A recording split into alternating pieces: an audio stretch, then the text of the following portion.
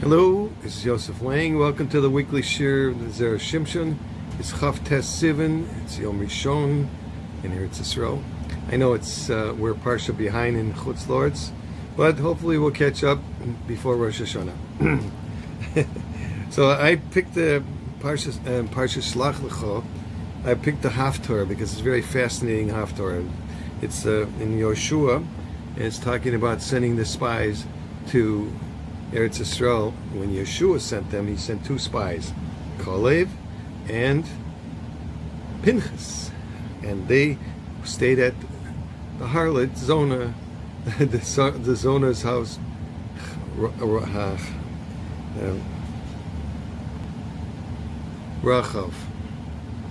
Anyway, here it says in Parshat Zion, Kapitel Zion, "V'tikach ha'isha shnei anashim v'titzpanu." By Lashon Yachid, v'lo yamar b'titzpanim.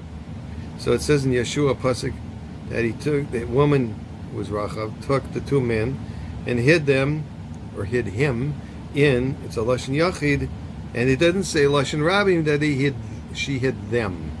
Okay, the Yalkut Shimoni says in Remez Ches, the Kalev hu shahayat tzarich hatmana. Kalev needed to be hidden. Loy Pinchas, but Pinchas didn't need to be hidden. Why? So he is apparently invisible, like Harry Potter's invisible cloak. But anyway, Maxim, what are you talking about? It says there in the pasuk Vav, B'titman name b'pishnei ha'etz, and she hid them in the pishton, the flax stalks. So we learn from there that flax is called eitz, because it says there, "V'harit she hate mina shneim." It's apparently she hid both of them. V'oid kasha de haloi kiddush kadosh baruch hu oiseh nisim eino oiseh oisam ela al tzad ha'achrech. So God does nisim; He only does it in the most desperate, forced situations. The lav hachi haya oiseh nisim leloi toelis, because otherwise he'd be doing miracles, open miracles without any benefit. This is not the conduct of God. He likes to conduct the world naturally. Pinchas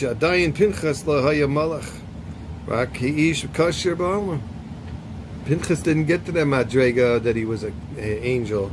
He's just a regular kosher person.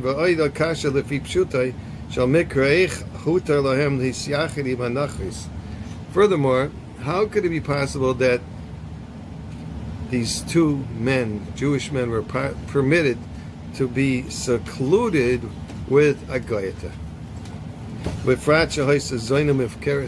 Especially that she was a open harlot, known by everybody in the city. Well, Isa b'shulchan Orach Chaim Simechav Beis Yivhei, it says there, Shaloi tisyachid isha achas, you can't be secluded with one woman, afilo imanashim harbe, even if they have many men. Okay. Behine, yichud nachris lo yasru ela b'yimei shamai v'shilo.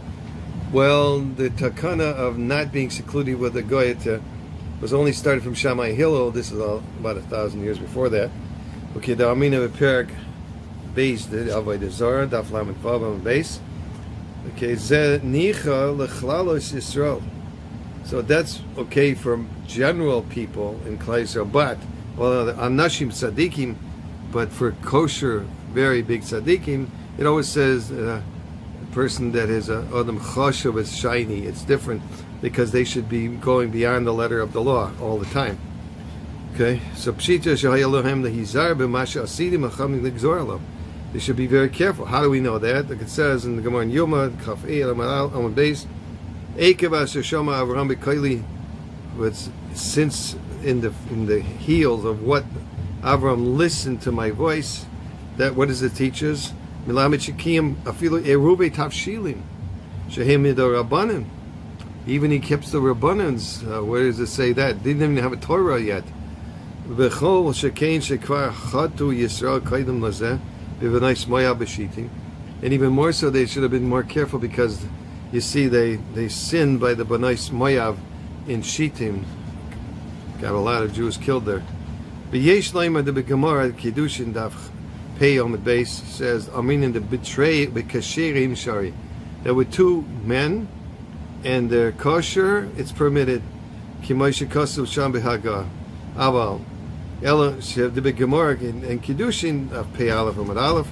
It says, it concludes the Gemara there. Maze afilu Rav and Rav Yehuda loy mikush kasherim.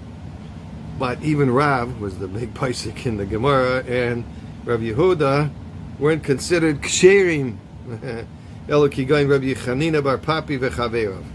Only he quotes another couple of people, a couple of great rabbanim, Rabbi Chanina bar Papi and his friends. Im kein afilo asara ksherim asurim lisachin imayim. So then even 10 kosher men would be prohibited to seclude with her. So look over there in the Chelkas Mechaykik, which I can't find right now. Let's go back and explain the pasuk then.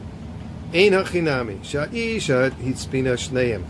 So Rachav hid both of them. The Chesiv, it says v'hititmeneim b'pishtei ha'etz. She hid them in the stalks of flax stalks. Elo ki heichi deloy tikshi eich nisyachidu b'layla. Beis isha zoyna v'nachis. So, but in order that you shouldn't have this question, how they secluded with themselves, they secluded themselves with a woman who was a harlot and a guy to boot. He hid him. What does that mean? She only really had to hide Kalev.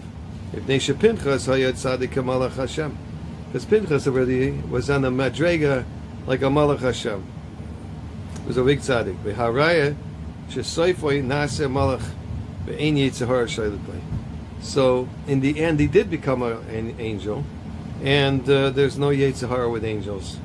V'hainu Rabbi Chanina bar Papi ve'yoser mimenu, and that's the same as applicable to Rabbi Chanina bar Papi and his friends. And even more than that, I mean, Rabbi Chanina was still in the time of the Amoraim. And we're talking about Kalev and Pinchas. We're time of they were Nevi'im, they were Malachim, the Dor Midbar. The Gam Kalev shehalach imoy bevadei shahayadoim like tzaddik hamaisa. And Kalev, who went with him, was also like a tzaddik like him. Even though he wasn't as chashuv as Pinchas, but im kol zeh Pinchas haya shomer yisai. Pinchas was going to watch him because Pinchas had no Yetzirah for this stuff, and therefore he should be able to guard Kalev. So here's a segula in the Parsha from Zera Shimshon Nachman Seltzer, and he writes us two skulas. So I'm going to share one today. Okay, dear Reb Yisrael, I'm the Rosh Yeshiva in American Yeshiva. I'll never forget the day Dovi Schreiber, quote unquote, it's said in the pseudonym, asked to see me. Dovi was a younger man in the Yeshiva's Kailo and had been married for 4 long years without children. We sat together and he began to cry as he explained the doctors had recently concluded that from medical standpoint it would be extremely difficult, if not impossible, for him and his wife to have a child. This was my Talmud, and it mamish hurt me to see his pain. It would have hurt regardless, but when it's somebody that you've known for years and have seen grow and develop into a genuine Ben Torah, the pain is even greater. Now, I thought for a while, and eventually I said, listen, there's a very chashuv segula that I've heard about that has achieved results in many cases. What's that? I told him about a sefer that I heard, the Zera Shimshon, whose Mechaber writes in the sefer's introduction that anyone, quote, anyone who learns the sefer will be blessed with children like olive shoots around his table. So he said, do me a favor, I told him, get a hold of the sefer for me, and I will not only learn from it, but use it in my drushas as well, bli netter.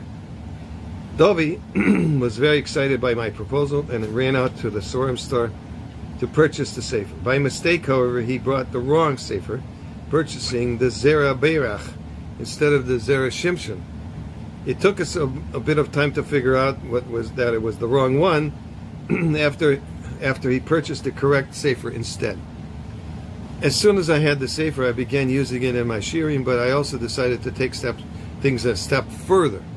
Once a week, I began to record myself giving a short shir on the Zera Shimshon of that week's Sidra, which I'd sent out to a group of people who had committed to listening to the shir when it arrived, in the sechus of this younger man and his wife. I specifically didn't send it to a lot of people, but every person on the list promised to listen to it when it arrived in their inbox. In the end of the shir, I always mentioned the names of the couple we were doing this for, so that everyone involved could daven for them in addition to the learning that we were doing. Time passed with me, recording the shir every week without fail, and I want to make something very clear here. Sending out a weekly email with my shir is not simple. The Zera Shimshon's Torah is complicated and complex. I had to first understand it myself and then retell it in a way that everyone I was speaking to would understand it as well. I'd also add some of my own ideas and wrap up things in a beautiful way so that it became an eagerly anticipated once a week email. After I'd been doing this for a while, I decided to add the names of another three couples whom I was personally acquainted. Couples that also needed a Yeshua if they were to have children. I would deliver the weekly shir and conclude with the names of the four couples of whom already have been married for 5 years without children. Within that year, every one of the four couples had children. Now repeat that. Every one of the four couples had children. Even though some of the couples had been told by their doctors there was no hope for them. Within the year, we celebrated Simcha with every one of the couples on the list. It should be a zechus for Bez Hashem for all the couples that don't have shidduchim. I know they're couples that gotta get together, and all the people that don't have children. Mitzchusay in the zechus of the Zera Shimshon. Zechusay again aleinu v'al kol Yisrael. Have a good davach, and Bez Hashem will be catching up next week. Kol tov.